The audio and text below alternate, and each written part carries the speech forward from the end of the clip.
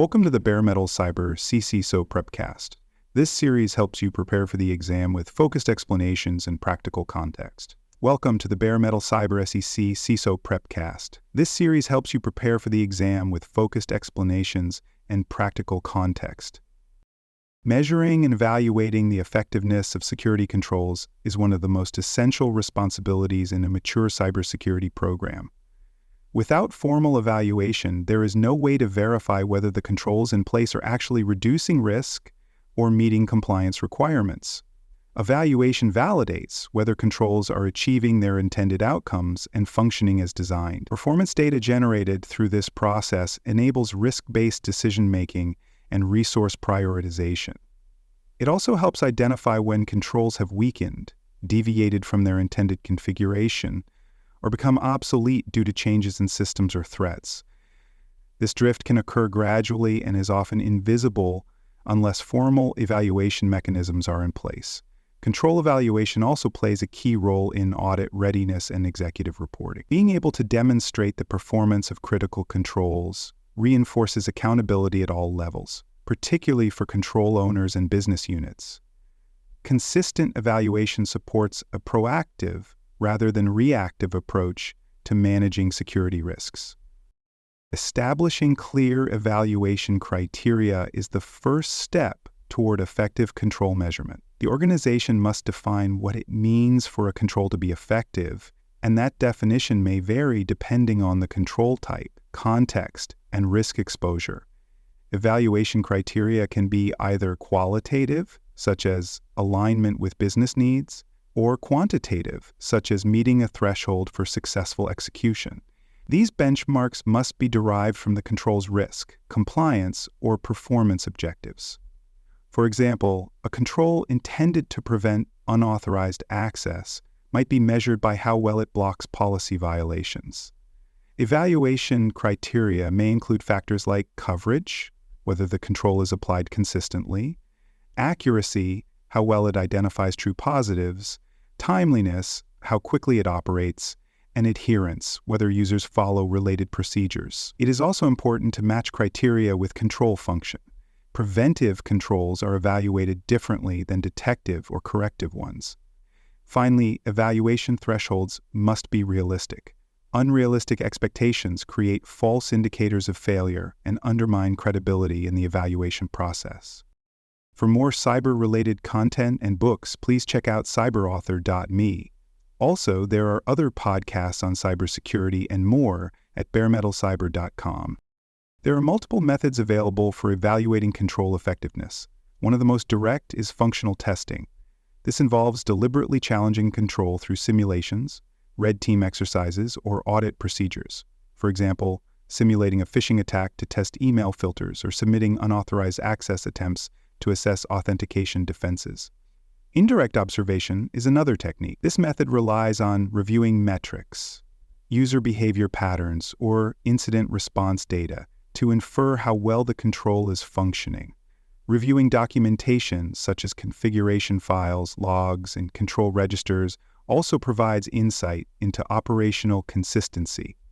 Controls can also be benchmarked against industry frameworks or standards. If a control falls short of the expected practice defined by frameworks like NIST SP 853 or ISO 271.1, it may indicate a gap. For higher assurance or independent validation, organizations may use third-party assessments or audits to evaluate controls.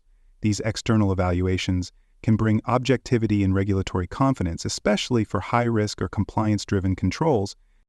Key performance indicators and related metrics help quantify control effectiveness. Each control type has different metrics. For preventive controls, metrics might include the number of blocked malicious attempts, the rate of policy violations prevented, or how frequently patching is performed on time. For detective controls, metrics focus on detection accuracy, alert volumes, average response times, and the false positive rate. Corrective controls are measured by recovery time, restoration accuracy, and how quickly systems return to normal operation after a failure.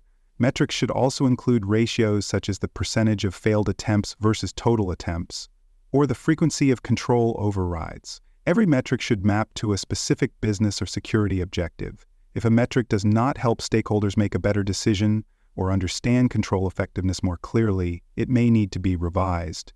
Metrics are not only used internally, they are often shared with executive teams, auditors, and regulators, so accuracy and relevance are essential. The frequency of control testing must be established based on risk, criticality, and business context. Some controls, especially those protecting high-value assets or supporting compliance requirements, require more frequent validation. Others may be evaluated less often but still need to be reviewed periodically. Testing should also align with internal audit cycles and regulatory timelines. In some cases, ad hoc testing may be required. This is especially true when system configurations change, new threats emerge, or incidents occur that might affect control performance. Automation supports more frequent evaluation by allowing controls to be validated continuously rather than through scheduled reviews alone. Automated scripts, policy compliance checks, and integration with configuration management systems help ensure that controls remain consistent over time. The CSO must oversee the testing schedule and ensure it is documented, monitored, and adjusted as needed. Several tools and techniques are available to support control assessment. Governance, risk, and compliance platforms allow teams to monitor control status across the enterprise using dashboards, reports, and alerts.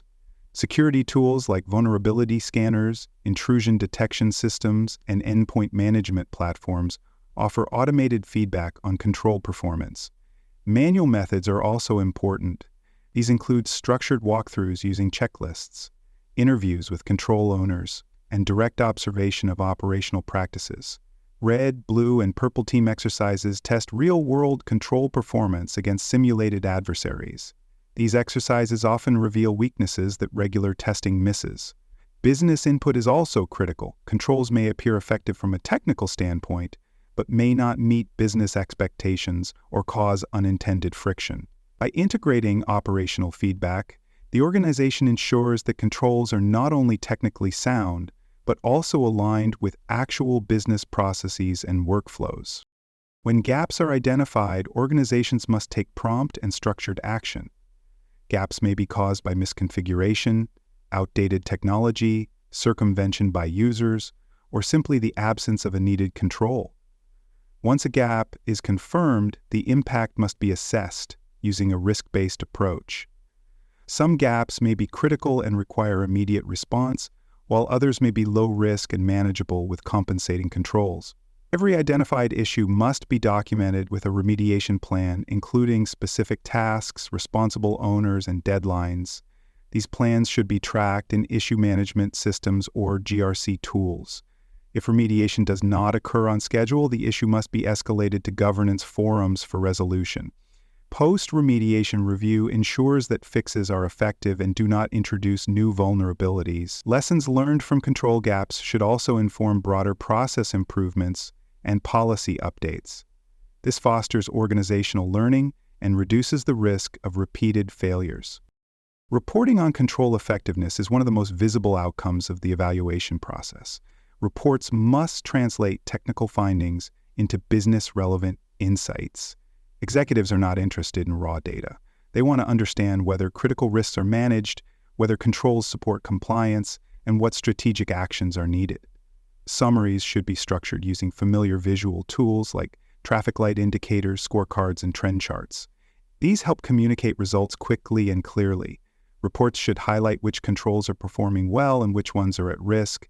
Priority should be given to controls tied to regulatory mandates, high-impact risks, or recent incidents. Actionable recommendations should be included and matched to responsible teams or leaders. Reports must also be tailored to their audience. The board may receive high-level summaries, while audit committees require more detail, and operational teams may need control-specific guidance. Control evaluation is not a one-time activity. It is a continuous process that supports the improvement and maturity of the entire security program. Evaluation results should be fed into planning cycles, risk registers, and maturity models. Findings should inform updates to policies, the redesign of processes, and the retraining of personnel. When controls underperform or fail, the causes should be studied to identify systemic issues. This may reveal gaps in design, oversight, or user awareness. Evaluations should also be responsive to external changes. As threats evolve or regulations are updated, control expectations may shift. The organization must adapt quickly and apply evaluation data to inform these adaptations. Promoting transparency in the evaluation process helps build a culture of accountability and continuous learning. Rather than viewing evaluations as punitive, leaders should encourage their teams to use feedback constructively to improve both individual controls and the broader security posture. The CISO exam expects candidates to understand both the strategic and operational dimensions of control evaluation. Questions may involve selecting the correct method of testing a control, interpreting performance metrics, or choosing how to report findings to executives. Candidates must be familiar with key terms like false positive rate, recovery time, and audit readiness. The exam emphasizes strategic thinking over technical detail. For example, rather than tuning a SIM alert, the CISO is expected to understand how alert accuracy affects governance decisions. Scenario questions may describe failing controls or mismatched metrics and ask what action the CISO should take. Candidates must show how control evaluation supports broader functions like risk management, audit, compliance, and executive oversight. Understanding how to evaluate controls, report findings, and improve performance is central to executive security leadership. Thanks for joining us for this episode of the Bare Metal Cyber CISO Prepcast. For more episodes, tools, and study support, visit us at baremetalcyber.com